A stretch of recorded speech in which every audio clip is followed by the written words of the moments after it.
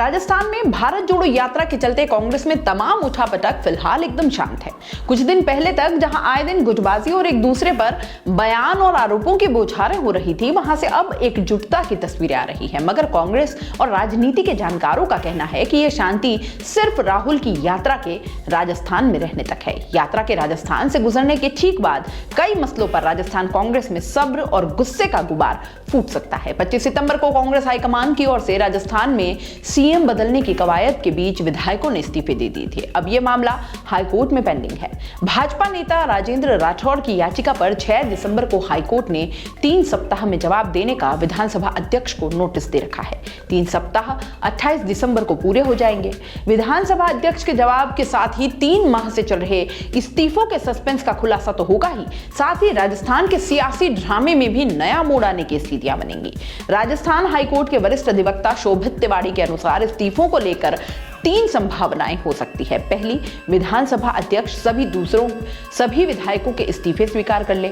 दूसरा, स्पीकर सभी विधायकों को इस्तीफे लौटा दे। और तीसरा, इस्तीफा देने वाले विधायकों को स्पीकर पुनर्विचार के लिए भी कह सकते हैं। वहीं पूर्व विधानसभा अध्यक्ष सुमित्रा सिंह का यह कहना है कि इस्तीफे स्वीकार करने, वापस लौटाने और विधायकों को पुनर्विचार करने के लिए कहने की संभावनाएं तो है ही।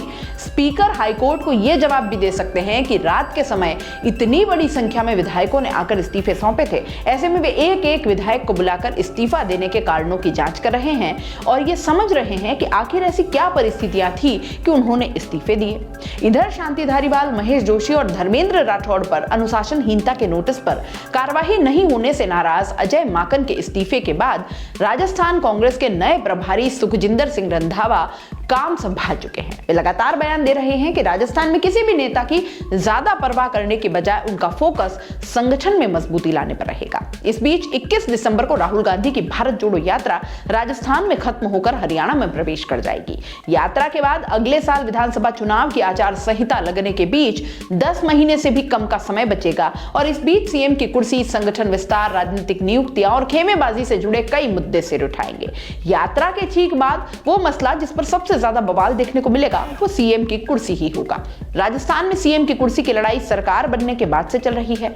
25 सितंबर को इसे बदले जाने की कवायद होनी थी, मगर विधायकों के इस्तीफे के चलते ये टल गया। इसके बाद कांग्रेस के राष्ट्रीय अध्यक्ष का चुनाव आ गया, फिर गुजरात हिमाचल चुनाव और अब भारत जोड़ो यात्रा आ गई। अब नए प्रभारी सुखजिंदर सिंह रंधावा की वर्किंग भी सामने आएगी और सीएम की कुर्सी को लेकर निर्णय के बाद राजस्थान में क्या होगा इस पर सबकी नजरें होगी। हाईकोर्ट में भाजपा नेता राजेंद्र राठौड़ ने 91 विधायकों के इस्तीफों पर फैसला नहीं होने पर स्पीकर पर सवाल उठाया था। 6 दिसंबर को हाईकोर्ट ने स्पीकर को नोटिस जारी करके पूछा था कि उन्होंने इस्तीफों पर अभी तक फैसला क्यों नहीं किया और इस बारे में स्पीकर को 3 सप्ताह में हाईकोर्ट में जवाब देना है।